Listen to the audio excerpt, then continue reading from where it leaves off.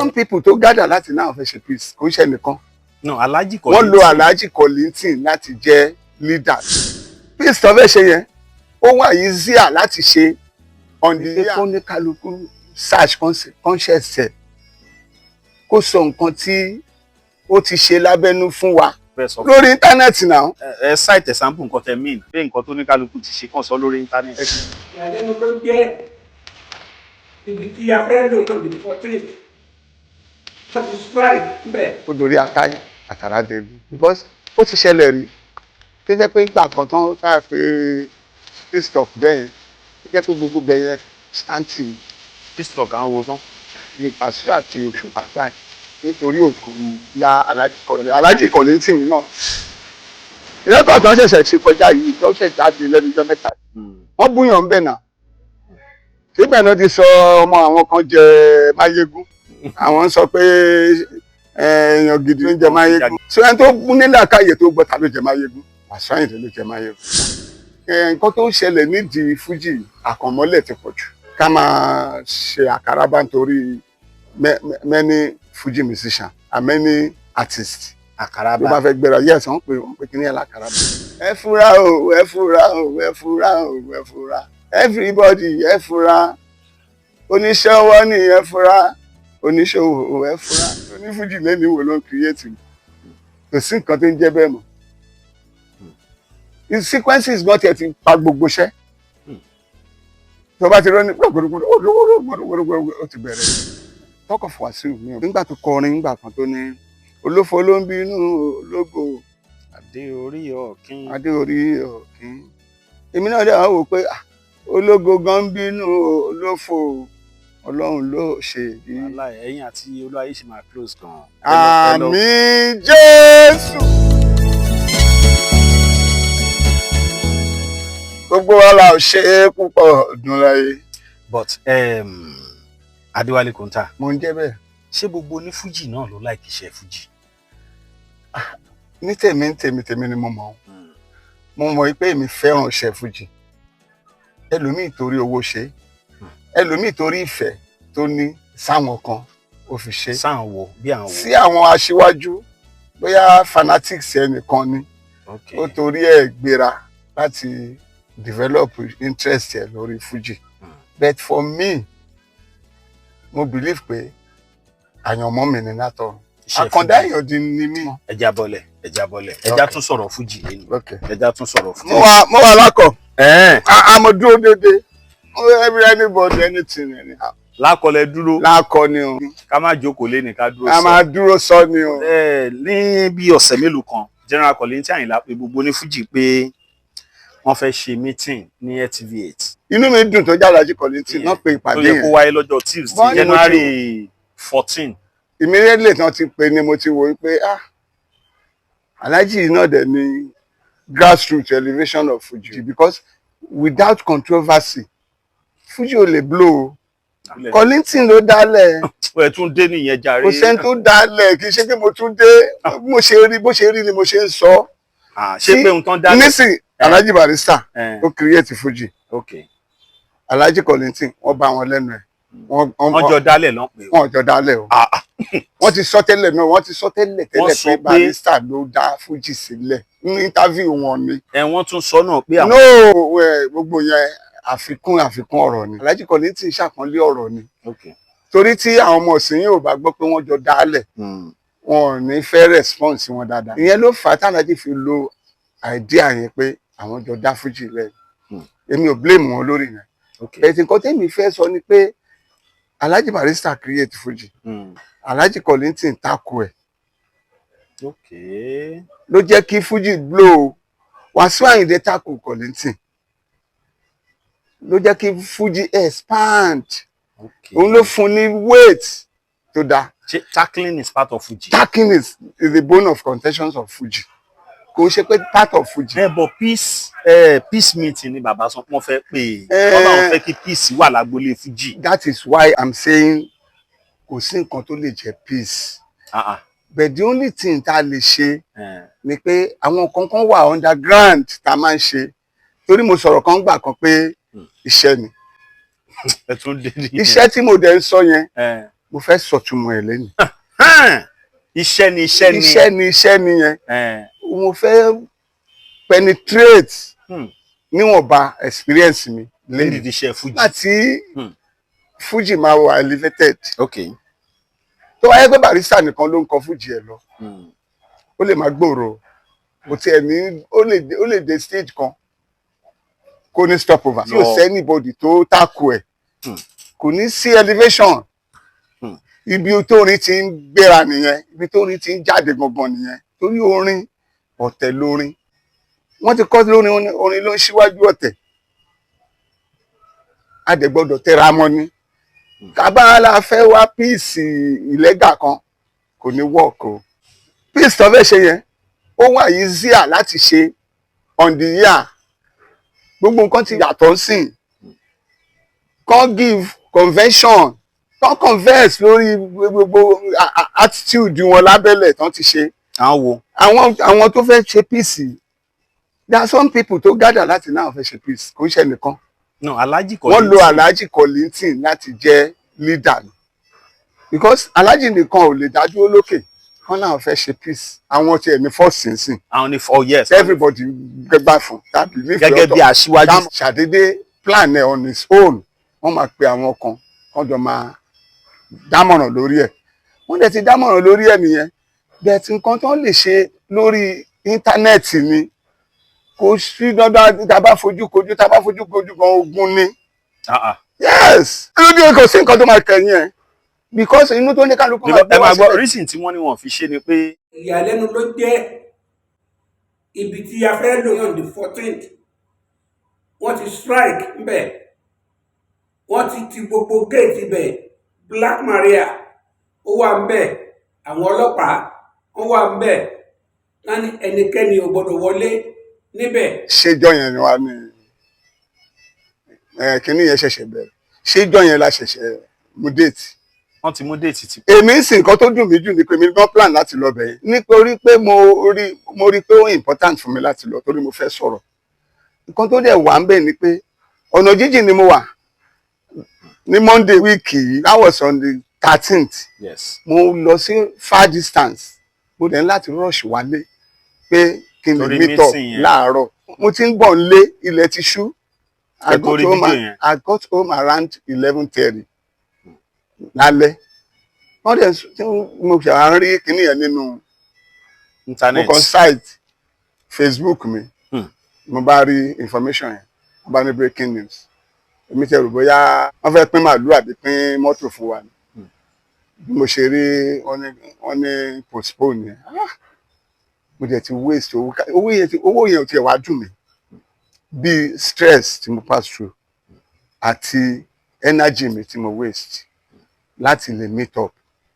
Mo tún ti plan pé àárọ̀ yẹn màá ti débẹ̀ as early as 10 o'clock náà sọ yẹn because wọ́n ní kò sí African time. So kíní yẹn wá wọ̀ mí lára pé kí ló ṣẹlẹ̀ báyìí? Ṣé ó dorí akáyín àkàrà dẹ́gun? Ṣé Fuji? Because ó ti ṣẹlẹ̀ rí tó jẹ́ pé ńgbà kan tán tá a pé peace talk bẹ́ẹ̀ yẹn tó jẹ́ pé gbogbo bẹ́ẹ̀ yẹn ó scanty ni. Peace talk àwọn wo ló ń pè ńgbà yẹn? Paso àti Òṣùpá ńgbà yẹn nítorí òkú ya Alhaji Kollington yìí náà ni. Nítorí òkú ìyá wọn so that wọ́n á lè make peace against that day. 3 days to the time àbí 4 days to the time ní meeting yẹn. Àdẹ̀wà ń bẹ̀ àdẹ̀ṣe bẹ́ẹ̀ ó cause many violence jọyẹn o. Bó ṣe mọ̀ pé tìgbà yẹn I understand pé Pasuma àti Saheed náà fẹ́ parí ìjà láàrin. Bẹ́ẹ̀ni. Eléyìí sìn a lè sọ pé àwọn kan báyìí. Gbogbo onífújì náà fẹ́ ṣe peace talk fún. Then nǹkan tẹ́mi fẹ́ kí wọ́n náà tán bá ṣe ni pé kó ní kálukú search conscience ẹ̀ kó sọ nǹkan tí ó ti ṣe lábẹ́nú fún wa. Tí ò dẹ̀ ṣe é ṣe lórí íńtánẹ́ẹ̀tì náà òyìnbó ti sọ ayédèrú. Ẹ̀dùn náà ẹ cite example nǹkan tẹ mean pé nǹkan tó ní kálukú ti ṣe kàn sọ lórí íńtánẹ́ẹ̀tì. Ẹ̀ṣẹ̀ tí wọ́n ti ṣẹ̀ because Alhaji Kollington sọ ẹni tí mo bá ṣẹ̀ kó foríjì mi gbogbo ẹni tó bá ṣẹ̀ mi èmi náà foríjì in which tí ó sì most people wa kò sẹ́ni tó lè ṣe Alhaji Kollington àfàwọn tán jọ wà ní categories náà lè ṣẹ̀wọ̀n. bí àwọn wo lọ́jọ́ wà ní from that category time sí. Barrister ni àti àwọn míì tó tún bí ọ̀dà ipò àkàrà bí àwọn tó ipò àkàrà ti late. kó tó léètì ni mo ń sọ yìí. ṣé nǹkan tó wá ṣẹlẹ̀ nígbà yẹn nìkan tún wá sọ ń sìn. wọ́n lè sọ táwọn lè give convention fún wa pé gbogbo kinní yìí àwọn ṣe báyìí àwọn ṣe pé tí wọ́n lè sọ kò easy láti sọ. Kálàjì Kollington sọ tiwọn kí Wasiu náà sọ tiẹ̀ kémi náà sọ tèmi kí gbogbo wa sọ nǹkan tá a ti pass through lábẹ́. èmi ò ṣe nǹkan kan sábẹ́ àti bàbá I don't have anything mo fi sàárè mi búra. ẹ bọ̀ issue ẹ̀yin àti Wasiu náà ṣe wá le tó yẹn. kò ń ṣe pé ó lè èmi ò bá jà I'm saying the truth because nǹkan tó ṣẹlẹ̀ nídìí Fuji àkànmọ́lẹ̀ ti pọ̀ jù. àkànmọ́lẹ̀. yes àkànmọ́lẹ̀ ó ti pọ̀ jù.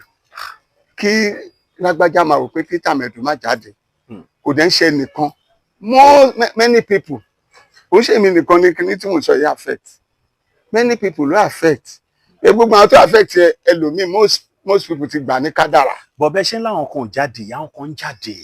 ní àwọn wo. àwọn ní Fuji ṣe bẹ́ẹ̀ náà lẹ sọ̀rọ̀ pé tírí lẹ́dà ti jáde. ṣé wàá sí controversy tó ṣẹlẹ̀ lẹ́nu ọjọ́ mẹ́ta ṣó lè jáde. ẹ jọ.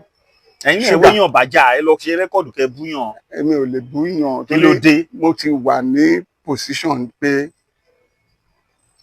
Kálàjì Kollington ò búyàn ni. rẹ́kọ̀dù tó ń ṣẹ̀ṣẹ̀ ṣe kọjá yìí tó ṣẹ̀ jáde lẹ́nu ọjọ́ mẹ́ta wọ́n búyàn ń bẹ̀ náà.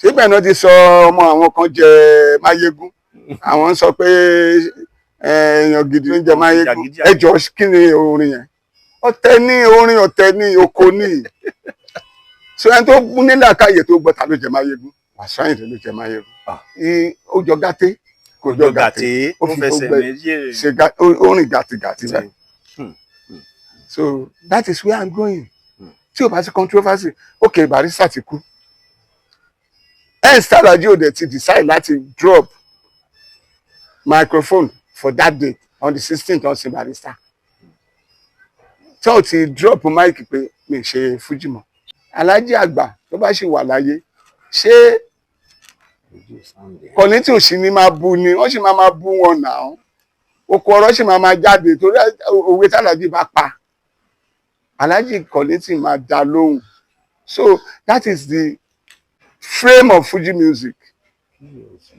ó dẹ̀ ń gòkè sí ni so a dúpẹ́ fọlọ́run Ọlọ́run ní jẹ́ kí Fuji relẹ̀ bí tàwọn tó ti relẹ̀ àìmọye eré ló ti relẹ̀ tó jẹ́ pé àti ẹ̀gbúrò wọn mọ́ rárá ẹni tó bá play pattern yẹn tó bá set síbì kan wọ́n bá ní iṣẹ́ kílẹ̀ níyìn kọ́ tó bá ti dárúkọ pé orin báyìí ló ń kọ ẹlòmíì máa ṣiṣẹ́ ni bí kí ló fẹ́ kọ because kò sí controversy lórí ẹ̀ mọ́ kò sí àríyànjiyàn pé ẹ jẹ́ ká fi lágbájá wé lágbájá mọ́ àwọn tí sin gẹ̀dẹ̀rẹ̀ wọn ò lè build ẹ̀ mọ́ torí àwọn tó gbé sókè ń gbà yẹn wọ́n ti pa gbogbo wọn ti kú ní tọkọ fàpàlà Haruna Ṣọlá Ọmọwúrà Fatai Olówó ń yọ gbogbo wọn bẹ́ẹ̀ Àjàpẹ́ kí lórúkọ wọ́n ṣàpọ̀ bẹ́ẹ̀ yẹn tó ń tàùn síra wọn gbà yẹn ẹni tó gbérí ló gbérí ẹni tí ò gbérí ò gbérí àkànmọ́lẹ̀ yìí náà dẹ̀ ni mo máa ń sọ pé 50-50 lọ̀rọ̀ tí mò ń sọ yìí 50-50 chance ni tí 50 èèyàn bá hate mi 50 èèyàn máa like mi àwọn 60-40 or 70-30 it's either one of the two bó bá dẹ̀ ṣe nǹkan rí any mark tán bá ti fún mi ni máa gbà.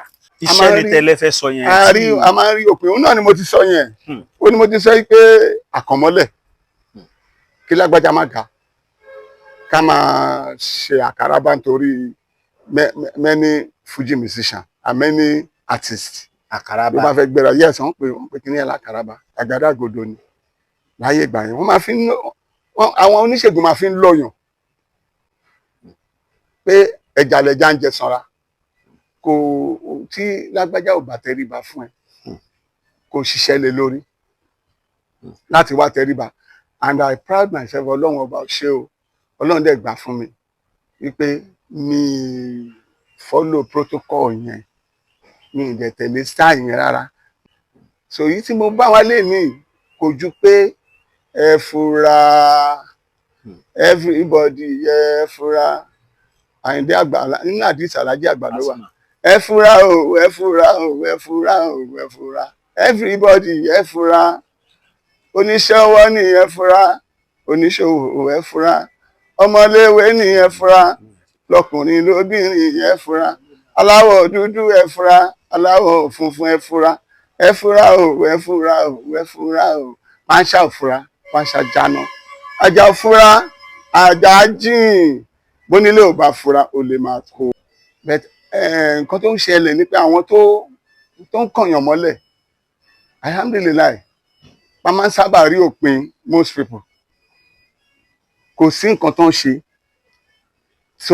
tó jàjẹ́ gbé gbogbo olórin tó wà nísìn ẹ má jẹ́ ká tẹ̀lé àtẹ̀gùn àtẹ̀mọ́lẹ̀ tó bá rẹ́ni tó fi lò ẹ́ pé kó wá ṣe try kó fura kó wo ọjọ́ ọ̀la mọ́ tó bá fẹ́ ga tó bá believe nínú controversy wàá ga controversy yẹn ó wà lóríṣiríṣi nípele ó lè máa fòwe ṣe ó lè máa fi ebú ṣe ó lè máa fi ìmúra ṣe ó lè máa fi action ṣe ó lè máa fi ijó ṣe ó lè máa fi ìlù ṣe tó bá ń create ìlú always bí onífújì lẹ́nu ìwò ló ń create ìlú kò sí nǹkan tó ń jẹ́ bẹ́ẹ̀ mọ́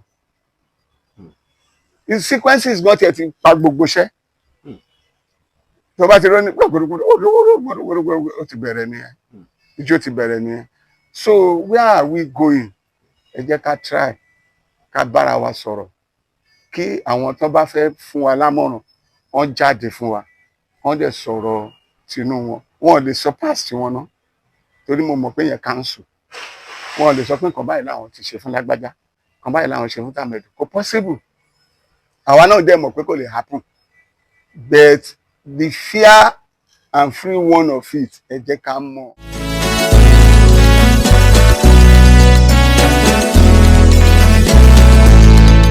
kí ló tẹ fi já bọ́tà ká tún wọnú ilé náà ẹni tó bá ti ń gbóná gbọ́dọ̀ tún tutù. bẹ́ẹ̀ni la ṣe wá sábẹ́ ìbòjì. bó dẹ̀ ṣe dáa ni episode 1 episode 2 amọ̀pọ̀ hot but this time around a ní láti kúlẹ̀ kí everybody wà calm so that kò ní sí pé bóyá èèyàn ń dá ogun sílẹ̀ mi ò ready láti dá ogun sílẹ̀ nǹkan tèmi ń try láti sọ is the fact of it tí ọ̀rọ̀ wa bá níyànjú tí wọ́n bá sọ̀rọ̀ síta kán bá wa sọ̀rọ̀ lórí íńtánẹ́ẹ̀tì kán jẹ́ ká mọ ibi tí fújì ń lọ. bọ̀ sẹ́yìn rò pé tán bá jọ jókòó yẹn ìyẹn ò ní bẹ́tà tó ní kálukú bá sọ irú ẹ̀yin náà sìn ẹ lọ́jọ́ yẹn pé lọ́rọ̀ tẹ́ fẹ́ sọ.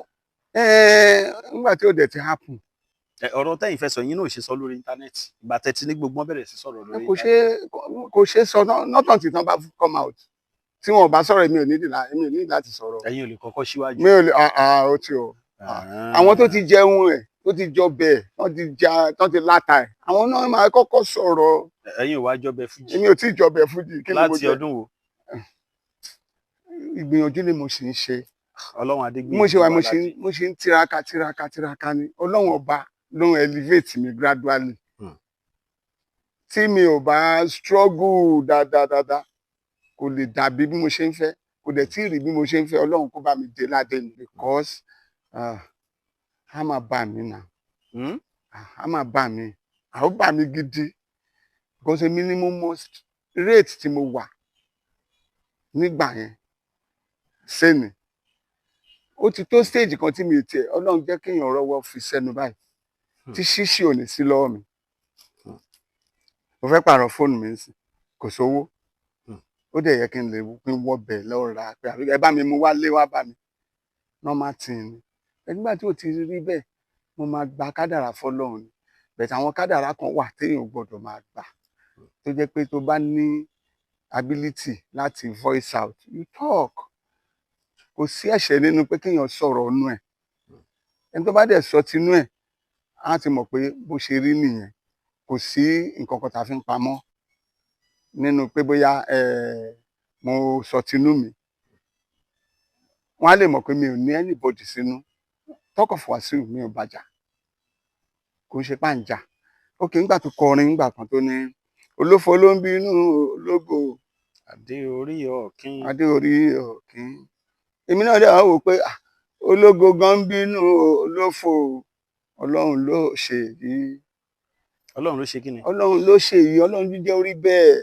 Tí olófo ò bá bínú ológo, tó yẹ kó ológo máa yọ̀ pé òun ti rẹ́ni bínú. Kò sí nǹkan kan bẹ́ẹ̀, kò sí iyì nínú ògo tó ní tó rẹ́ni jowú ẹ.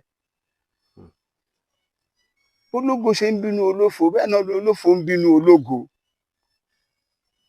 Exchange by barter ni.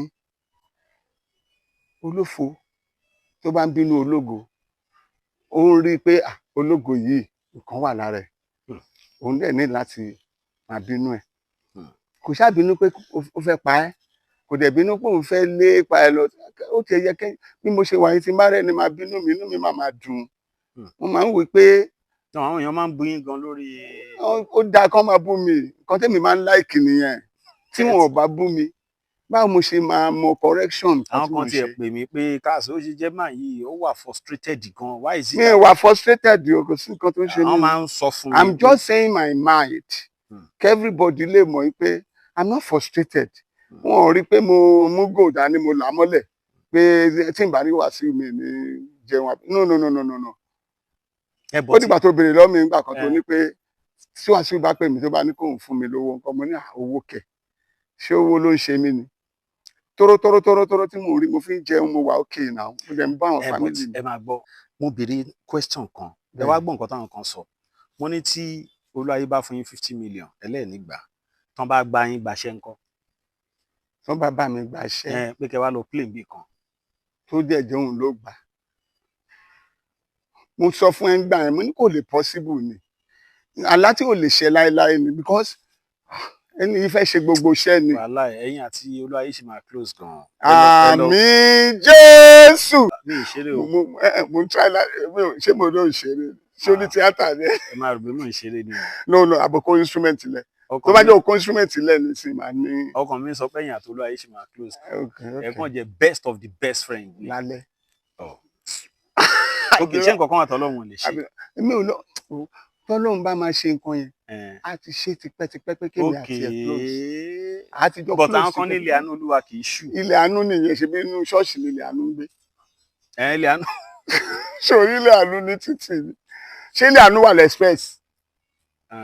Kò sí ilé àánú lẹ́sprẹ́sì, títì yẹn ṣọ́ọ̀ṣì ló wà, wọ́n dẹ̀ ń kọ́ ni, wọ́n máa kọ́ tán máa beautify yẹn. But àánú Ọlọ́run kò sí, bàbá kò sí nǹkan tí ò lè ṣẹlẹ̀ o. Tó bá jẹ́ pé lórí ìyẹn ni tọ́lọ́run bá ṣe ó lè ṣe. Mo ní tọ́lọ́run bá ó lè ṣe náà ni. Torí èmi ń rí àwọn àpẹẹrẹ kan pé ẹ máa wo àwọn èèyàn kan máa ní kòńtà àgbà kan rèé tó ló máa ti wá sí gbára wọn lẹ́sẹ̀ àwọn ló ti jọ dọ̀rẹ́ yìí, kò sí nǹkan tí ò lè ṣẹlẹ̀. Ẹ máa kọ́ lè ṣẹlẹ̀. Ọlọ́run ò dé bá mi jọ máa ìlú jù. Mo fi Ọlọ́run búra ó lè ṣẹlẹ̀. Ọlọ́run jọ bá mi surprise bàbá yìí. Ọlọ́run ọba tó ń ṣe àṣeyíhùn Ọlọ́run ò kì í ṣe bíi. Ó lè ṣe. Iṣẹ́ ni. Ó lè ṣe. Iṣẹ́ ni. Ó gé bí iṣẹ́ ti mú mi. Orúkọ mi ni Mabula Adéwálé Kòńtà, student Fuji. Student Fuji yẹn ó ní mo kọ́kọ́ ń lò. Kí n tẹ̀ tó lo student Fuji, mo ti kọ́kọ́ lo Adéwálé Ṣẹ̀ǹṣẹ̀mà kí n tó migrate sórí student Fuji. Mo ń lo Adéwálé student Fuji gbà yẹn. Nígbà tó yá tí abbreviation yẹn jáde, initiative mi dún lọ sórí pé jẹ́ kí n tún create nǹkan kan sí ni Kòńtà yẹn jáde, King of New Talented Artist, tí mo fi yẹn join ẹ̀ gbà yẹn. Mo wá rí i pé Adéwálé Kòńtà ó ti fẹ́ pa career student Fuji, ni mo ṣe tún wò pé let me bring him back student Fuji. Mo dẹ̀ ní àìmọye èèyàn tó ń lo student Fuji. Mo ní àbúrò kan ní UK láti student Fuji ọmọ Bánirẹ́. So bá dẹ̀ ń lọ play níbẹ̀, àjọ máa ṣeré lọ ni, àjọ máa bọ̀ ni, àjọ máa kóra wa lọ. Náà dẹ̀ tún pe fáǹsì fún mi níbẹ̀. So láti student Fuji ambassador, láti student Fuji ọmọ Bánirẹ́. Ẹni tó dẹ̀ gbé mi wọ UK ńgbà yẹn Ayọ̀ Àìná Stanza, ìyẹn Stanza promotion. Àìmọye promoter tó wà níbẹ̀ tán gbé mi ńgbà yẹn bí Anes bíi Adétutù Angel, bíi Bàbá Gàjí, many people like that. Ibẹ̀ náà mo tún ti mọ Godfather and so on and so forth. Nǹkan tójú mi rí nídìí iṣẹ́ fújì ó mà pọ̀ o. Bí 20 years or more than ni mo ti fi play ní Fastlac Hotel lápapá. Mo ń play káàkiri Standard Hotel ní Bàrígà mi every Thursday. Mo ń play ní Chroma ní every Wednesday. Mo ń play ní Bongos every Friday. Mo ṣáà ń lọ káàkiri in order láti máa promote iṣẹ́ mi ní gbogbo ìgbà yẹn. Ọlọ́run dẹ̀ ń gba àkóso. Ọlọ́run fún mi ní ability láti máa move forward. So most people dẹ̀ fi mọ̀ mí. I thank God for today. Nísìn, ẹ bá fẹ́ pè mí sórí aago orí WhatsApp number mi 080 333 20120 080 333 20120. Other line mi 080 25 22 4232 080 25 22 4232. Ìyẹn ni other line. Ọdún ayọ̀ la máa ṣe o. Gbogbo wa la máa péjú ṣe December tó ń bọ̀ lágbára Ọlọ́run. Àìmọye ọdún tó sì tò sọ́nà báyìí lájọ máa ṣe náà. Easter ń bọ̀, Valentine ń bọ̀, ìtúnu àwẹ̀ ń bọ̀, iléyá ń bọ̀, gbogbo ẹ̀ aṣojú ẹ̀mí wa. Thank you.